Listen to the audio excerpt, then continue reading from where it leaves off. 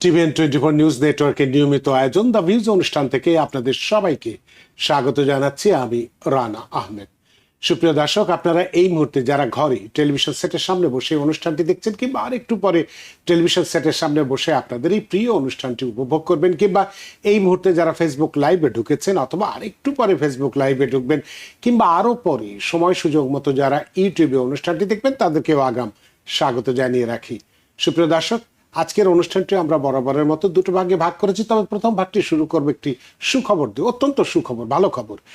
সাধারণত সুখবরটা আমরা ইদানিং পাওয়াটা কম পাচ্ছি, কিন্তু আজকে আমরা খুব ভালো একটা খবর দিই।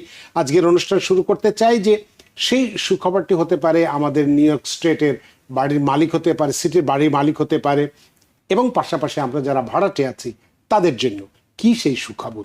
সুখবরটি হলো এডিইউ প্রজেক্টের মাধ্যমে বাড়ির মালিকারা পেতে পারেন 395 অর্থাৎ $3,95,000 আর্থিক সহায়তা। এটি অত্যন্ত গুরুত্বপূর্ণ একটি খবর এবং আনন্দের খবর। পাশাপাশি আমাদের অনুষ্ঠানের দ্বিতীয় অংশে আরেকটি গুরুত্বপূর্ণ বিষয় রয়েছে যে এআই জব মার্কেটে একজন নতুন গ্র্যাজুয়েট হিসেবে কিভাবে প্রস্তুতি নেবেন, কারণ চাকরির বাজার আপনি আমি আমরা সবাই জানি খুবই খারাপ অবস্থার মধ্যে দিয়ে চলছে। সুপ্রিয় দর্শকের বাইরেও এই দুটো বিষয়ের উপরে যদি আপনাদের কোনো প্রশ্ন থেকে থাকে, সেই প্রশ্নগুলো করবার জন্য আমাদের টেলিভিশন স্ক্রিনে যে টেলিফোন নম্বরটি ভেসে উঠেছে তারপরেও আমি বলে দিচ্ছি 646-307-9828 এই নম্বরে ফোন করতে পারেন, কিংবা যাদের ফোন করতে খুবই অসুবিধা হয় তারা আমাদের ফেসবুকেও প্রশ্ন রাখতে পারেন। আমরা সবগুলো প্রশ্নের উত্তর দেবার চেষ্টা করব এবং ইত্যকার এই সমস্ত বিষয়ে আলোচনা করবার জন্য আমাদের অনুষ্ঠানের প্রথম অংশে আমাদের স্টুডিওতে অংশগ্রহণ করেছেন, উপস্থিত হয়েছেন জনাব আসিফ এ চৌধুরী, রিয়েলটর। জনাব আসিফ এ চৌধুরী, আপনাকে স্বাগত। ধন্যবাদ রানা ভাই, ধন্যবাদ টিভিএন ভিউয়ার, আজকে আমাদের সাথে এই প্রোগ্রামে যারা যুক্ত হয়েছেন বা হবেন তাদেরকে অসংখ্য ধন্যবাদ। আপনাকেও অসংখ্য ধন্যবাদ যে আপনার কর্মব্যস্ততা উপেক্ষা করে আমাদের স্টুডিওতে উপস্থিত হয়েছেন, এবং খুব ভালো একটি খবর আপনার মাধ্যমে আমরা আমাদের দর্শকদের জানাতে চাই, আমাদের কমিউনিটিকে জানাতে চাই। কিন্তু তার আগে একটু এই বিষয়ের গুরুত্বটা তুলে ধরতে চাই। সুপ্রিয় দর্শক, নিউ ইয়র্ক সিটি স্বপ্নের শহর, সম্ভাবনার শহর, কিন্তু এই শহরেই আজ সবচেয়ে বড় চ্যালেঞ্জগুলোর একটি হলো বাসস্থান।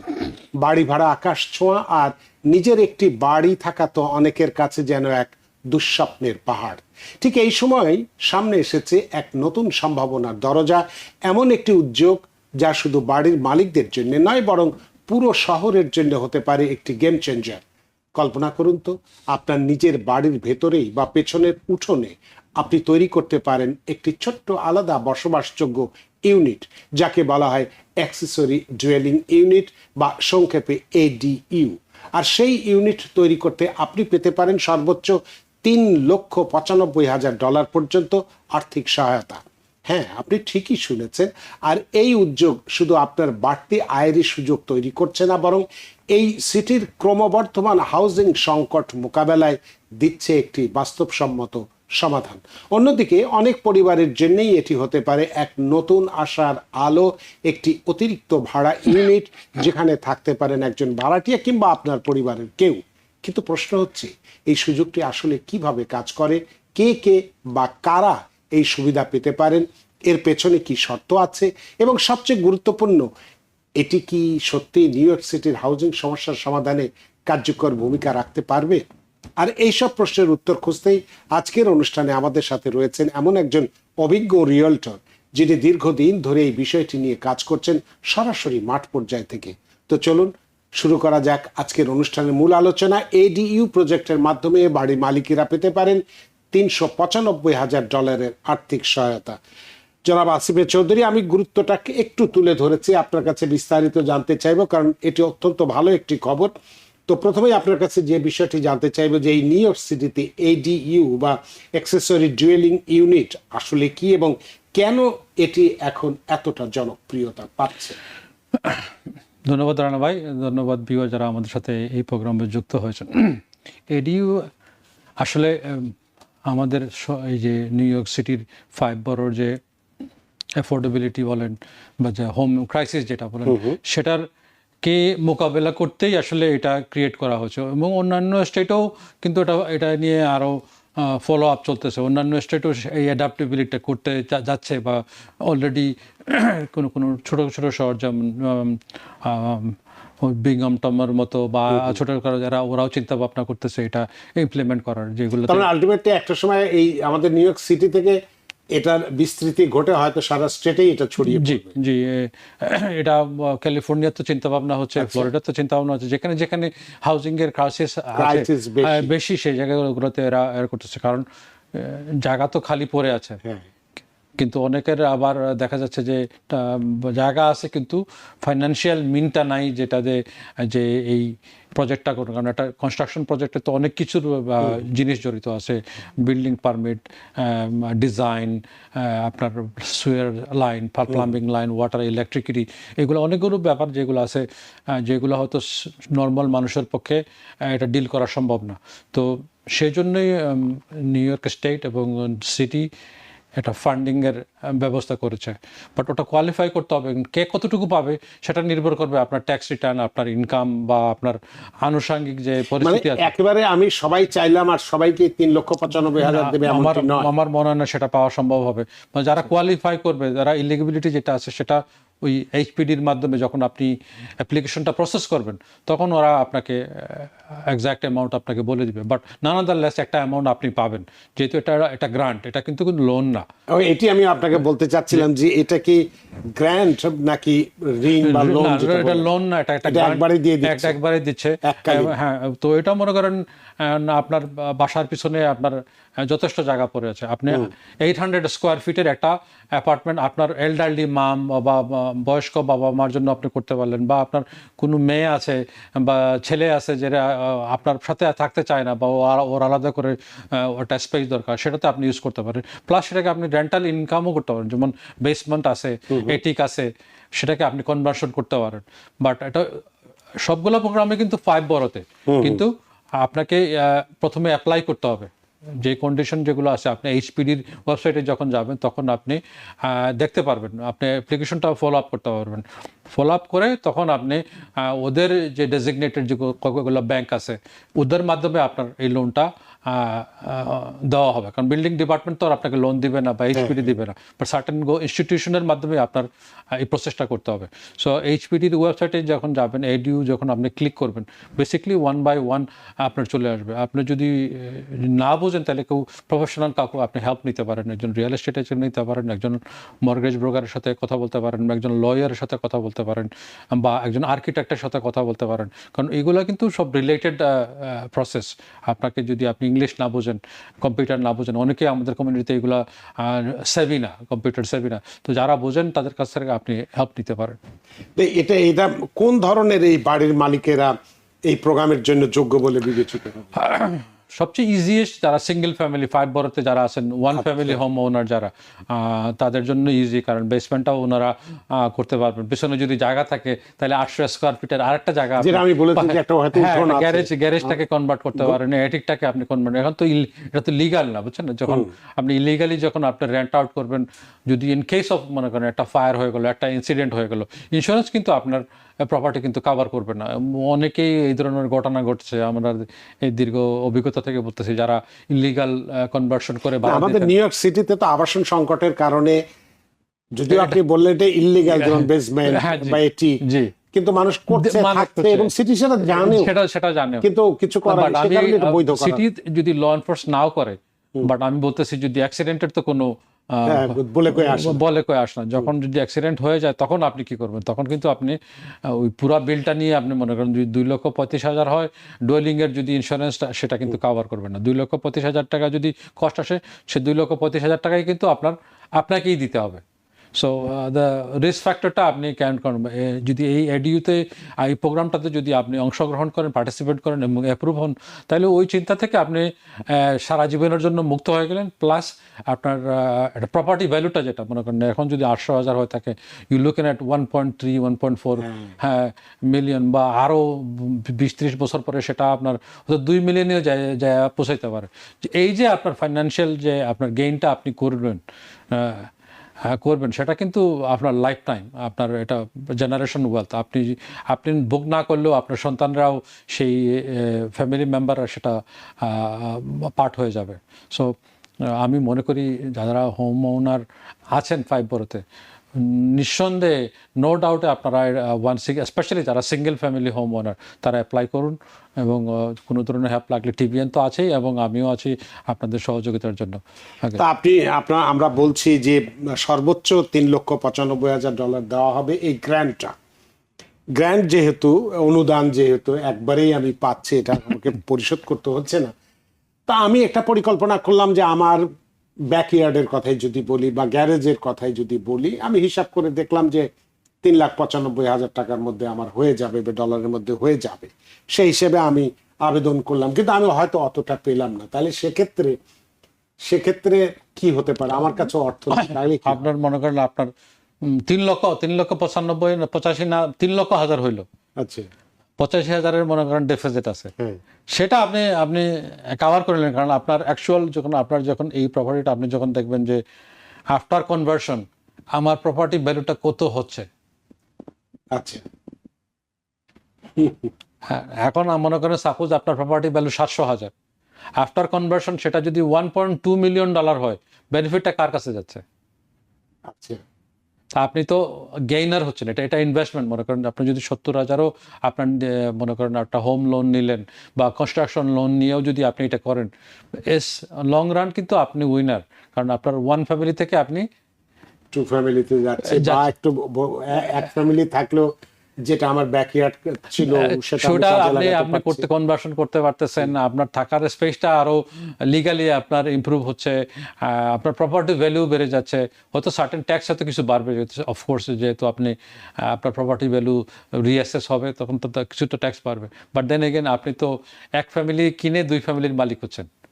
তার মানে এক্ষেত্রে শুধু যে বাড়ির মালিকই উপকৃত হচ্ছেন তা নয়, আমরা যারা ভাড়া থাকি, ভাড়াটে যারা আছি, এখন আমাদের একটা বাড়ি খুঁজতে গেলে বা বাড়ি পেতে গেলে অনেক সময় ব্যয় করতে হয়, এজেন্সি ধরতে হয়, বা অনেক সময় আমাদের বেতনের সাথে মেলে না, সে কারণে আমরা পাই না, এগুলো অনেক ইস্যু তাহলে ক্রিয়েট হয়ে এক্ষেত্রেও থাকে। সমস্যার সমাধানটা আসবে আমাদের ভাড়াটে যারা আছে। অফকোর্স মনে করেন এখন আমার ধারণা এরা বলতেছে যে at least 300 to 400,000 additional units will be available legally. বিশাল ব্যাপার তো।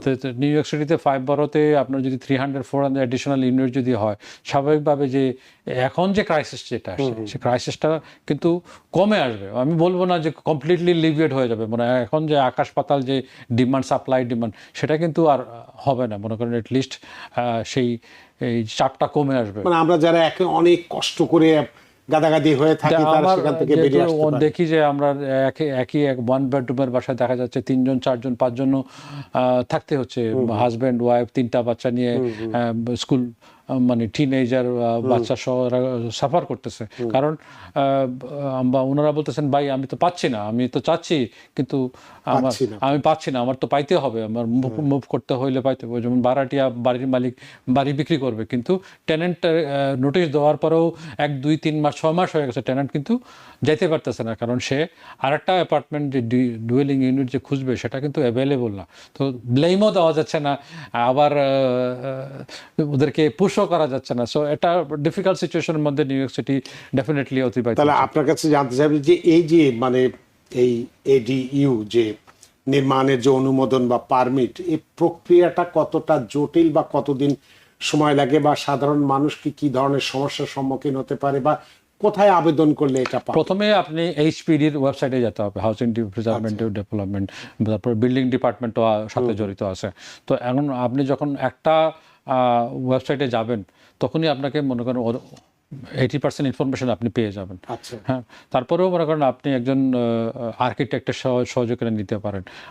আমার লাস্ট টাইম একজন আর্কিটেক্টের সাথে কথা হয়েছিল যিনি কমিউনিটির সাথে জড়িত, এই লাইনে জড়িত আছেন। উনি বলছেন যে ওনার কাছে 20-30টা অ্যাপ্লিকেশন অলরেডি চলে আসে। মনে করেন সব কিছু ওনার আর্কিটেক্টের ফি সহ বা যারা জড়িত আছেন তাদের সহ ফি ধরেন $30,000 থেকে $35,000 আপনার বিল্ডিং পারমিট সহ সব কিছু মানে করে দেওয়ার জন্য, প্ল্যানটা অ্যাপ্রুভ করার জন্য। কারণ ওদের একটা প্ল্যান আছে আর আপনি কি চাচ্ছেন সেটা আর একটা ব্যাপার। আপনার চাহিদা অনুযায়ী তো আপনি যেহেতু এটা কনভার্সন করবেন, আপনার চাহিদা অনুযায়ী তো আপনি করবেন। তো বিভিন্ন ধরনের 2-3টা প্ল্যান আপনি দেখবেন, একজন ইঞ্জিনিয়ারের সাথে করবেন, আর্কিটেক্টের কথা বললেন, তখন প্ল্যানগুলো আপনি ডিসাইড করলেন কোনটা আপনার জন্য অ্যাপ্রোপ্রিয়েট হবে। আমার জন্য যেটা অ্যাপ্রুভ হতো রানা ভাই, সেটা আপনার জন্য সেটা ফিট হবে না। তো এক একজনের এক ইন্ডিভিজুয়াল নিড আছে, সেভাবে আপনি আর্কিটেক্টের সাথে যোগাযোগ করে আপনি প্ল্যানটা তৈরি করে নিতে পারেন। তো আনুমানিক 20 থেকে 30-35 হাজার, যেহেতু আপনার লোন যদি আপনি 300,000 পেয়ে থাকেন, আশা রাখি সেই কস্টগুলো আপনার কাভার হয়ে যাবে। কারণ অলসো এরা তো মনে করেন ওই যে গ্রিন কনসেপ্টের মাধ্যমে বিল্ডিংগুলো সাজাতে চাচ্ছে। তো ওইটা আপনার মাথায় রাখতে হবে যে এগুলো আপনি আপনার যখন আর্কিটেক্ট সে নিজেও জানে যে এগুলো কি আছে না আছে। তো আমি সাজেস্ট করব যে অ্যাপ্রুভ প্ল্যানটা শুধু নিলে হবে না, আপনি ইঞ্জিনিয়ারের সাথে কথা বলুন, কারণ কনস্ট্রাকশন ফেজটা আপনাকেই ডিল করতে হবে এবং কনস্ট্রাকশন পরবর্তী যে ফেজটা আছে সেটা কিন্তু আপনাকেই নিতে হবে। তা আমাদের হাতে সময় নেই, আপনাকে আর একটি প্রশ্ন করি, আমরা একটু বিরতিতে যাব। সেটি হচ্ছে যে একজন ধরুন আজকের আমাদের এই প্রোগ্রাম দেখার পরে একজন বাড়ির মালিক এটি জানলেন এবং তিনি আজ এই প্রোগ্রামের জন্য আবেদন করতে চান, তার প্রথম ধাপটা কি হবে? প্রথমে আপনি এইচপিডিতে যাবেন, আচ্ছা, ওয়েবসাইটে যাবেন, এডিইউতে আপনি ক্লিক করবেন। এডিইউতে আপনার ডিটেলস ব্রেকডাউন আসবে। বিল্ডিং ডিপার্টমেন্টের ডিওবিতে যাবেন, ডিওবিতে ক্লিক করবেন। আপনাকে স্টেপ বাই স্টেপ আপনাকে বলে দিবে কি লাগবে না লাগবে। এবং 3rd নাম্বার, আপনি একজন আর্কিটেক্টের সাথে যোগাযোগ করুন। এরপরেও যদি না বোঝেন আমাদের সাথে যোগাযোগ করতে পারেন। নাম্বার বলে দিচ্ছি, Asif Chowdhury, 9177415308। Happy to help you in every step of the way. তো এটা কি জাস্ট 30 সেকেন্ডে আপনি বলবেন যে এটা কি সত্যি নিউ ইয়র্কের এই হাউজিং সমস্যার ক্ষেত্রে একটা গেম চেঞ্জার হয়ে যেতে পারে? অ্যাবসলিউটলি রানা ভাই, অ্যাবসলিউটলি। কারণ আমরা যদি 20-30 বছর আগে আমরা এটা যদি পেতাম তা আমরা অনেক কিছু করতে পারতাম। যে এই ধরনের তো মনে করেন এটা নিউ ইয়র্ক সিটি থেকে, নিউ ইয়র্ক স্টেট থেকে একটা গিফট হিসাবে, একটা ব্লেসিং হিসাবে আমাদের কমিউনিটিতে আসছে। এবং আমাদের কমিউনিটিতে যারা আছেন আমরা অনুগ্রহ করবো, যারা লিডার যারা আছেন তাদের বিভিন্ন প্রোগ্রামে এটা মেনশন করুন, আমাদের কমিউনিটির মানুষকে উৎসাহিত করুন। উৎসাহিত করার জন্য এটা যথেষ্ট গেম টিভিএন চেঞ্জার। যথেষ্ট করতেছে। এবং রানা ভাই আপনি প্রোগ্রাম তুলে ধরছেন, টিভিএনের মতো আরো যারা নিউজ মিডিয়া আছেন তারা এটা তুলে ধরুন, আমাদের কমিউনিটি বেনিফিট। আপনাকে অসংখ্য ধন্যবাদ। আমাদের হাতে সময় নেই, আমরা প্রথম অংশ শেষ করতে যাচ্ছি। নিচ্ছে একটি ছোট্ট বিরতি, সে পর্যন্ত আমাদের সাথেই থাকুন। সুপ্রিয় দর্শক, বিরতির পর ফিরে এলাম আপনাদের প্রিয় অনুষ্ঠান দ্য ভিউজ অনুষ্ঠানের দ্বিতীয় অংশে আরেকটি গুরুত্বপূর্ণ বিষয় নিয়ে আমরা কথা বলবো, এআই জব মার্কেট নিয়ে। এআই জব মার্কেটে একজন নতুন গ্র্যাজুয়েট হিসেবে আপনি বা আমি কিভাবে প্রস্তুতি নেব, এটা অত্যন্ত গুরুত্বপূর্ণ একটি বিষয়, সেটি নিয়ে আমরা কথা বলবো। এবং এটি নিয়ে কথা বলবার জন্য আমাদের স্টুডিওতে উপস্থিত হয়েছেন আমাদের সকলের প্রিয় মানুষ, প্রিয় মুখ, প্রিয় IT specialist doctor Mehedi Hasan, CEO Infotrix এবং adjunct professor Saint John's University, New York. Doctor Mehedi Hasan, আপনাকে স্বাগত। আন্তরিকভাবে ধন্যবাদ রানা ভাই আমাকে আমন্ত্রণ জানানোর জন্য। আপনাকে অসংখ্য ধন্যবাদ।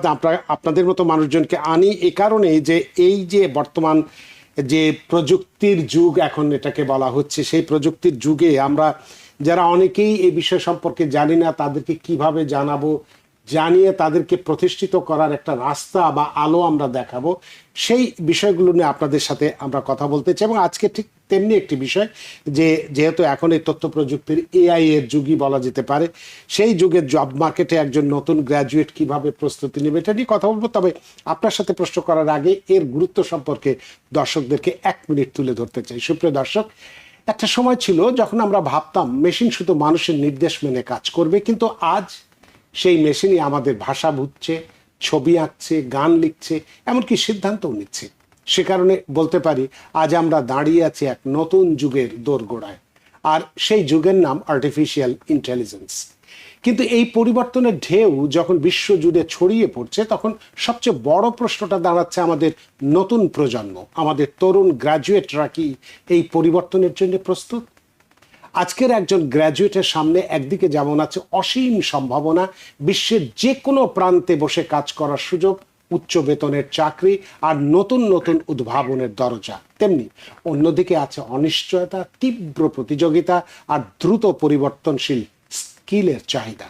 তাহলে একজন নতুন গ্র্যাজুয়েট কিভাবে নিজেকে প্রস্তুত করবেন, কোন স্কিলগুলো তাকে এগিয়ে রাখবে, কোথা থেকে তিনি শুরু করবেন, আর এই এআই বিপ্লব কি তার জন্য আশীর্বাদ নাকি চ্যালেঞ্জ? আর এইসব গুরুত্বপূর্ণ প্রশ্নগুলোর উত্তর খুঁজতে আজ আমাদের সাথে রয়েছেন এমন একজন বিশিষ্ট এআই বিশেষজ্ঞ এবং নিউ ইয়র্কের সেন্ট জনস ইউনিভার্সিটির অ্যাডজাঙ্ক্ট প্রফেসর ডক্টর মেহেদী হাসান, যিনি দীর্ঘদিন ধরে এক্ষেত্রের সাথে জড়িত এবং তাই তিনি খুব কাছে থেকে দেখছেন এই পরিবর্তনের গতি ও তার বাস্তবতা। তো চলুন তার কাছ থেকে জেনে নেই এআই যুগের এই নতুন পৃথিবীতে টিকে থাকতে এবং সফল হতে একজন নতুন গ্র্যাজুয়েটের কি কি জানা এবং কি কি করা জরুরি। ডক্টর মেহেদী হাসান, আজকের এই বিষয়ের সম্পর্কে একটু গুরুত্ব আমি তুলে ধরেছি। আপনার কাছে কিছু প্রশ্ন আমি করতে চাই এই নতুন গ্র্যাজুয়েটদের জন্য, যে বর্তমানে এআই জব মার্কেটে আপনি কিভাবে মূল্যায়ন করবেন এটাকে, আর এটি কি সত্যিই নতুন গ্র্যাজুয়েটদের জন্য সুযোগের একটা দরজা খুলে দিচ্ছে নাকি প্রতিযোগিতা বাড়িয়ে দিচ্ছে? আপনার কি মত? রানা ভাই, ধন্যবাদ এই প্রশ্নটি করার জন্য। আমি প্রথম প্রশ্নের অংশ হিসেবে উত্তর যেটা আমি বলবো, জব মার্কেটটা এটা এখন যেভাবে ল্যান্ডস্কেপটা রিভলভ হচ্ছে বিকজ অফ আর্টিফিশিয়াল ইন্টেলিজেন্সের জন্য প্রচুর সম্ভাবনা আমাদের কাছে নিয়ে আসছে। স্পেসিফিক্যালি আমি বলবো যে যারা ফ্রেশ গ্র্যাজুয়েট, যারা ইউনিভার্সিটি পাশ করে বের হয়েছেন অথবা খুব তাড়াতাড়ি বের হবেন। এবং দ্বিতীয় অংশের উত্তরে আমি এটা বলবো যে আসলে এখন অপরচুনিটিটা অনেক বেশি আগের চাইতে, কিন্তু তার সাথে সাথে আপনি ইন্ট্রোডাকশনে যেটা বললেন প্রতিযোগিতা কম্পিটিশনটাও কিন্তু অনেক বেশি। তার মূল কারণটা হচ্ছে যে আগে একটা সময় টেকনোলজি বলতে আমরা শুধু বুঝতাম যে কম্পিউটার সায়েন্স গ্র্যাজুয়েট, কিন্তু এখন কিন্তু এই যে মার্কেটে যে অবস্থাটা, এখন কিন্তু কম্পিউটার সায়েন্স ব্যাকগ্রাউন্ডের সাথে সাথে নন কম্পিউটার সায়েন্স ব্যাকগ্রাউন্ডের মানুষজনও কিন্তু এসে আপনার সাথে কম্পিটিশন করছে। এই প্রশ্নটা আপনাকে করতে চেয়েছিলাম যে তাহলে যে এআই শেখার জন্য যে তাহলে কি অবশ্যই কম্পিউটার যেটা বললেন কম্পিউটার সায়েন্স ব্যাকগ্রাউন্ড থাকা দরকার, নাকি এই কম্পিউটার সায়েন্স ছাড়াও অন্য বিষয় বা অন্য ব্যাকগ্রাউন্ডের ছাত্ররাও এক্ষেত্রে সফল হতে পারে? একটা সময় এই ধারণাটা ছিল আমাদের ভিতরে যে টেকনোলজি বা প্রযুক্তি জানার জন্য কম্পিউটার সায়েন্সেই পড়তে হবে, ইনফরমেশন টেকনোলজিতেই পড়তে হবে। কিন্তু এখন এটা পুরোপুরি আর্টিফিশিয়াল ইন্টেলিজেন্স ডোমেনটা ইন্টারডিসিপ্লিনারি হয়ে গেছে। ইন্টারডিসিপ্লিনারি হয়ে গেছে যে কারণে শুধুমাত্র টেকনোলজি জানলেই হবে না, স্পেসিফিক আরও একটি ডোমেনকে যোগ করতে হবে। এটা হতে পারে হেলথ কেয়ার, হতে পারে ফাইন্যান্স, হতে পারে এডুকেশন। তার মানে এই দুইটাকে কম্বাইন করে যারা পোর্টফোলিওকে সাজাতে পারবেন তারাই আলটিমেটলি গেইনার হবেন। এই ক্ষেত্রে আমরা একটা বিষয় আমরা দেখি নতুনদেরকে বা নতুন ফ্রেশ গ্র্যাজুয়েট যারা হয়ে বেরোন, আর আপনিও বললেন যে এক্ষেত্রে কম্পিউটার সায়েন্সই থাকতে হবে এমন কোনো কথা বাধ্যবাধকতাও নেই, কিন্তু তারপরেও আমরা দেখেছি যে তাদেরকে বলতে শুনেছি যে প্রায় বা শুনি যে কোথা থেকে শুরু করব, কিছুই তো বুঝি না, এই ধরনের কথাবার্তা আমরা শুনি। তা আপনি যদি এই ধরনের মানসিকতার ছাত্রদেরকে, যেহেতু আপনি একজন শিক্ষকও বটে, একটি রোড ম্যাপ বলে দিতে পারেন, তাহলে তারা হয়তো মনে সাহস নিয়ে আরো এগিয়ে যেতে পারবে।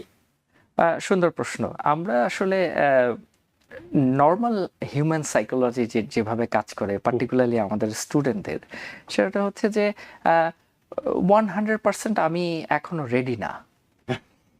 এই বিষয়টি আসলে তাদেরকে কনফিডেন্টটা লুজ করতে অনেকাংশে সাহায্য করে, যেখানে কনফিডেন্স তাদের বুস্ট আপ হওয়ার কথা। তো আমি যেটা আমার স্টুডেন্টদেরকে যেটা বলে থাকি সেটা হচ্ছে প্রতিদিন একটা রেগুলার টাইম বের করে ছোট ছোট করে কিছু প্রবলেম সলভ করতে। একদিনেই অনেক কিছু শিখে ফেলবো বিষয়টা এমনভাবে না চিন্তা করতে। আমি রোডম্যাপটা যদি আমি এভাবে সাজিয়ে দেই, তাহলে সেটা হচ্ছে আপনি আসলে কি করতে চান এটা প্রথমে আপনি নির্ধারণ করুন। আপনার পারিপার্শ্বিকতা, আপনার নিজস্ব স্ট্রেংথ অথবা নিজের যেসব ইন্টারেস্ট সেই হিসাবে। তার মানেটা হচ্ছে আপনি কি আসলে জব করতে চান, আপনি কি আসলে একজন এন্টারপ্রেনার হতে চান, আপনি কি একজন ফ্রিল্যান্সার হতে চান কিনা। কারণ এই তিনটা কিন্তু টোটালি ডিফারেন্ট তিনটা রাউট। অনেকে আছে যাদের ফ্যামিলিতে চাকরি করেছে এরকম নাই কেউ, তারা ব্যবসা করেই অভ্যস্ত, ঠিক আছে, অসুবিধা নাই। আপনি একজন এন্টারপ্রেনার হতে চান, তাহলে আপনি দেখুন যে একজন এন্টারপ্রেনার হতে হলে আপনি যে ব্যবসাটি করতে চাচ্ছেন, এআই আপনাকে কিভাবে হেল্প করবে। আপনি টুলগুলি, সেকেন্ড ধাপে আপনি টুলগুলিকে আইডেন্টিফাই করুন যে এই সফটওয়্যারগুলি, এই টুলগুলি আপনার বিজনেস, আপনার সেলস, আপনার সাপ্লাই চেইন ম্যানেজমেন্ট, এই জায়গাগুলিতে আপনাকে বুস্ট আপ করবে। হতে পারে আপনি বাকি সামনের 5 বছর আপনি ফ্রিল্যান্সিং করবেন, কোনো অসুবিধা নেই। আপনি চাকরিও করবেন না, আপনি ব্যবসাও করবেন না, আপনি ফ্রিল্যান্সিং করবেন, কারণ আপনি যে কোনো জায়গায়, পৃথিবীর যে কোনো জায়গায় বসে আপনি কাজ করতে চান। তো সেই ক্ষেত্রে আপনি দেখুন যে আপনি ফ্রিল্যান্সিং করলে কোন কোন স্কিল সেটগুলি আপনার থাকা উচিত, আপনি কি ডেভেলপ করতে চান, কি সার্ভিসটা দিতে চান। আমার মনে হয় এইভাবে যদি আপনি প্রথমে আপনি আইডেন্টিফাই করুন আপনার ডোমেন, দ্বিতীয়ত আপনি টুলগুলি আইডেন্টিফাই করুন, এবং তৃতীয়ত আপনি আপনার একটি পোর্টফোলিও সাজান। আমার মনে হয় এইভাবে যদি স্টেপ বাই স্টেপ আগানো যায় তাহলে এটা অনেক সহজ হয়ে যাবে। স্কিল নিয়ে আপনাকেই প্রশ্ন করতে চেয়েছিলাম, যেটা সেটার উত্তর আপনি দিয়েও দিয়েছেন। সুতরাং স্কিল নিয়ে আর আমি আর প্রশ্ন করতে চাই না। তবে আপনার কাছে আরেকটি প্রশ্ন করতে চাই যে প্রোগ্রামিং, এই প্রোগ্রামিং ভাষার মধ্যে যে পাইথন কি এখনো সবচেয়ে গুরুত্বপূর্ণ, নাকি অন্য কিছু শেখাও জরুরি? পাইথন অবশ্যই প্রোগ্রামিং সেক্টরে, প্রোগ্রামিং ওয়ার্ল্ডে পাইথন ডেফিনেটলি একটি গুরুত্বপূর্ণ ভূমিকা এখনও পালন করছে।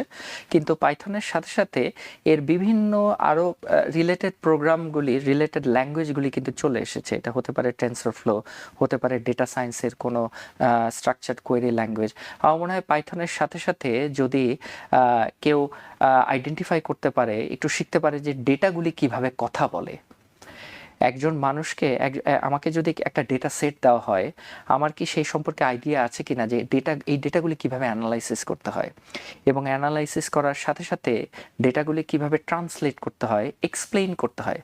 কারণ আমাকে যদি একজন ডেটা অ্যানালিস্ট হিসেবে কোনো একটা কোম্পানিতে বসানো হয়, আমাকে কিন্তু অ্যানালাইসিস করার পরে সেটার থেকে কিন্তু কি আসলে বের হলো এটাও কিন্তু আমাকে প্রেজেন্ট করতে হবে।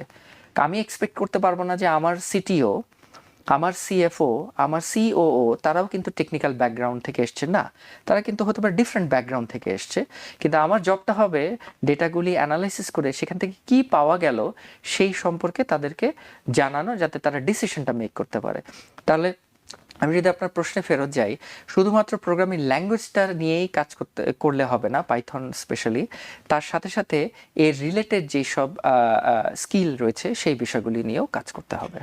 স্কিলের কথা যখন বললেন, আবার আমি একটু স্কিলেই আসতে চাই, যে এআই ফিল্ডে যদি কেউ আসতে চায় বা আসতে চাইলে শুধু টেকনিক্যাল স্কিলই থাকলেই যথেষ্ট, নাকি কমিউনিকেশন এবং যে সমস্যা সমাধানের মতো যে সফট যে স্কিলগুলো, সেগুলো কি সমান গুরুত্বপূর্ণ কিনা, আপনার কি মনে হয়? আমি গতকালকে আমার ক্লাসে আমি একজন স্টুডেন্টকে আমরা একটা কেস স্টাডি নিয়ে আলাপ করছিলাম, এবং আমি তাকে বললাম যে তুমি ক্লাসের দরজাটি, রুমের দরজাটি খুলে যাকে পাবে তার সাথেই তুমি 30 সেকেন্ডস তোমার প্রজেক্টটা নিয়ে কথা বলবে। তুমি যে প্রজেক্টটা ক্লাসে করছো, খুব মানে একটা ডিলেমার ভিতরে পড়ে গেল, খুব একটা কনফিউজড হয়ে গেল যে এইটা কেন, এটা তারপর আমি এক্সপ্লেইন করলাম কেন। তারপরে সে ক্লাসের দরজাটা খুলে বাইরে গেল, কিন্তু কারোর সাথেই কথা বলতে পারলো না, অথচ করিডোর দিয়ে তার অনেক বন্ধু বান্ধব বা তার সমসাময়িক অনেক স্টুডেন্ট তারা হাঁটা চলাফেরা করছে, এবং সে ব্যাক করলো। উদাহরণটা যে কারণে দিলাম সেটা হচ্ছে যে পরিস্থিতিটা এখন এমন হয়েছে, টিপিক্যাল যে কমন সিনারিওটা আমরা দেখি, আমরা শুধুমাত্র 14 ইঞ্চিস যে মনিটর, সেখানে আমরা কাজ করতে করতে অভ্যস্ত হয়ে গেছি, কিন্তু পাশের জন কি করছে বা আমার যে কাজটি করছি সেটাকে কিভাবে সেল করতে হবে, সেই ব্যাপারটা কিভাবে প্রেজেন্ট করতে হবে আরেক জায়গায়, সেটা আমরা ভুলে যাচ্ছি দিন দিন। তার মানে কমিউনিকেশনে আমাদের গ্যাপ রয়েছে, এক্সপ্লেইন করতে হবে কিভাবে, সেখানে গ্যাপ রয়েছে, আমাদের দ্বিধাদ্বন্দ্ব কাজ করে, খুব কনফিউজড হয়ে যায় যে এই কথাটা কিভাবে বলবো, ভুল হয়ে যাবে নাকি ঠিক হবে, এই বিষয়গুলি নিয়ে। কমিউনিকেশন স্কিলটা ডেফিনেটলি দরকার আমাদের, শুধুমাত্র টেকনিক্যাল স্কিল থাকলেই হবে না। প্রবলেমটা যে আমরা সলভ করব, এর জন্য ক্রিটিক্যাল থিঙ্কিং যে প্রসেসগুলি, সেগুলি জানতে হবে। আমার মনে হয় এই সফট স্কিলগুলি প্রচণ্ড রকম আমাদেরকে ভোগাবে যদি আমরা প্রথম থেকেই এগুলি নিয়ে কাজ না করি। এবং সবচেয়ে বড় কথা হচ্ছে যারা আসলে আমরা শিক্ষকতা রয়েছি বা যারা আসলে জানে এই বিষয়গুলি, তাদের সাথে এই প্রবলেমগুলি নিয়ে সেই সমস্ত ডক্টরদের সাথে কথা বলতে হবে, যেই ডক্টররা আসলে প্রেসক্রিপশন দিতে পারবে এই বিষয়টা নিয়ে, যে এই সমস্যা এবং এইভাবে তাকে সমস্যা উত্তরানোর জন্য কাজ করতে হবে। এটাকে হাইড করলে চলবে না।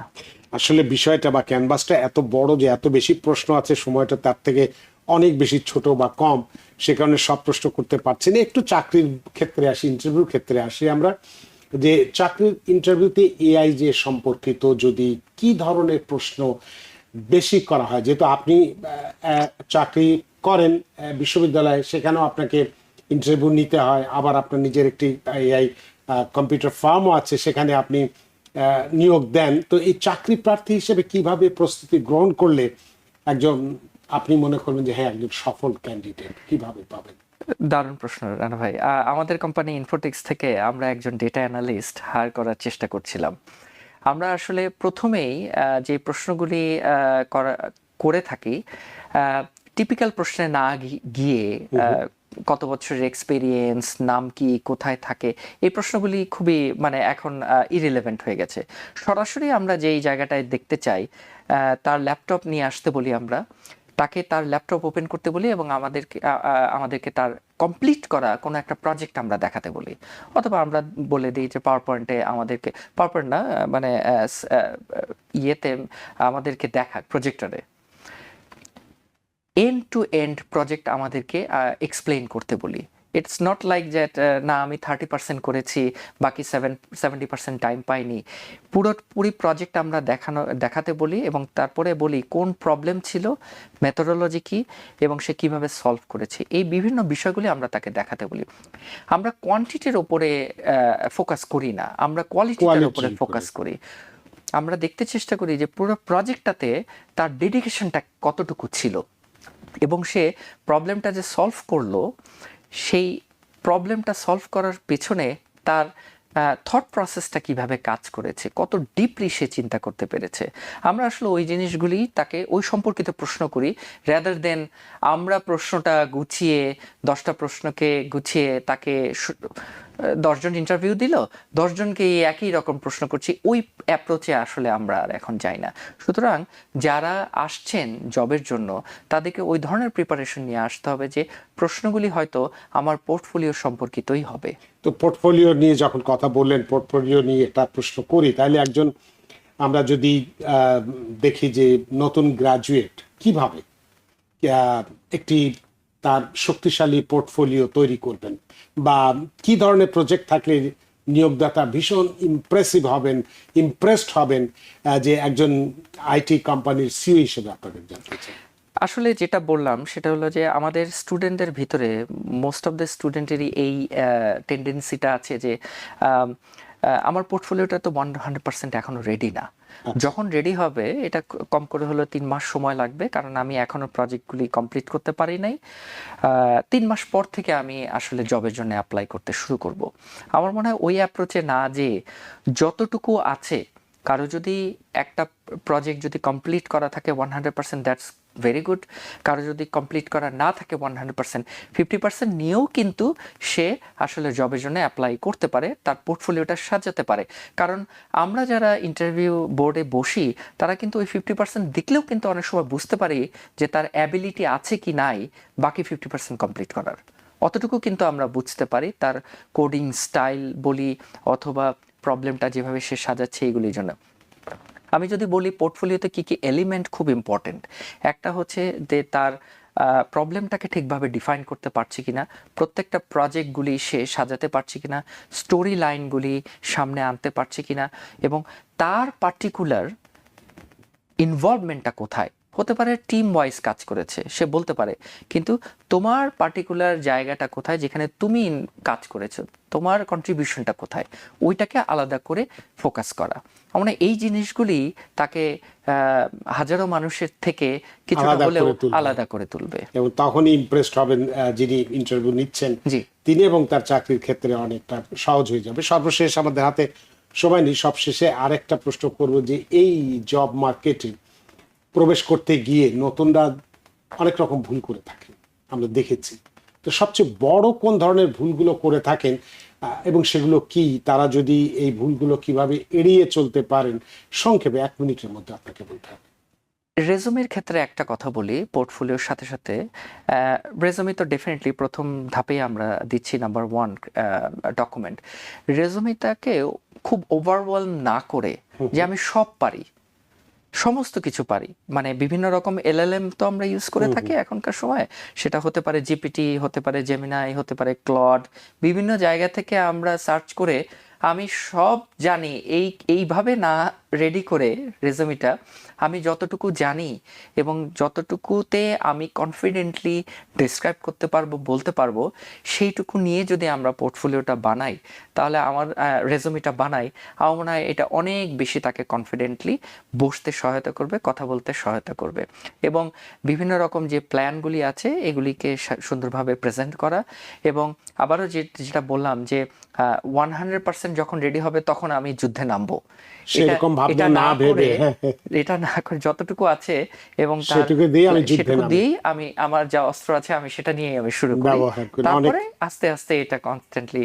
অনেক ধন্যবাদ ডক্টর মেহেদী হাসান। আমাদের হাতে সময় নেই, সময়ের দড়িতে বাঁধা, সময় সীমানো টপকানো কঠিন, তাই অনুষ্ঠান শেষ করতে হচ্ছে। আপনাকেও অসংখ্য ধন্যবাদ। সারাদিনের কর্মক্লান্তি, ব্যস্ততা, বিশ্ববিদ্যালয়ের ক্লাস, নানান কিছু উপেক্ষা করে আমাদের স্টুডিওতে উপস্থিত হয়েছেন এবং আমাদের এই জব মার্কেটে নতুন গ্র্যাজুয়েটরা কিভাবে প্রস্তুতি নিয়ে নিজেদেরকে এনরিচ করবেন, ভালো একটি চাকরি পাবেন, চমৎকারভাবে বলেছেন। সত্যি আমরা বৃদ্ধ এবং প্রাণী।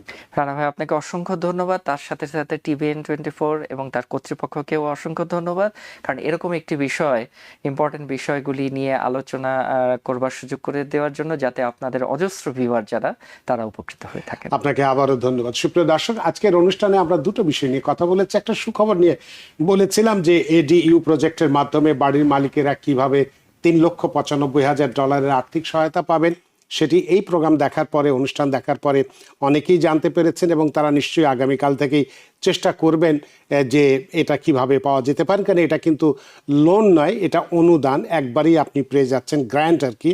সুতরাং এই বিষয়টি নিয়ে ভাববেন। আর এই জব মার্কেটে, এআই জব মার্কেটে যারা নতুন গ্রাজুয়েট আছেন তারা কিভাবে প্রস্তুতি গ্রহণ করে নিজেদেরকে আলোকিত করবেন, চাকরি পাবেন, ভালো চাকরি পাবেন, পৃথিবীর যে প্রান্তেই থাকুন না কেন সেখান থেকেই চমৎকারভাবে জব করবেন, নিজেকে এনরিচ করবেন। আশা করি আজকের আলোচনা আপনাদের যথেষ্ট ভালো লেগেছে। সুপ্রিয় দর্শক, যে যেখানেই থাকুন ভালো থাকুন, সুস্থ থাকুন, নিরাপদে থাকুন। থাকুন টিভিএন 24 নিউজ নেটওয়ার্কের সাথেই। শুভরাত্রি।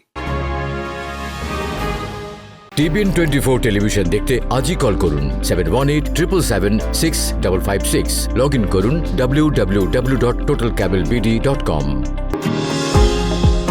নিউ ইয়র্ক থেকে সম্প্রচারিত টিভিএন 24 টেলিভিশন বিশ্বজুড়ে বাঙালির কণ্ঠস্বর।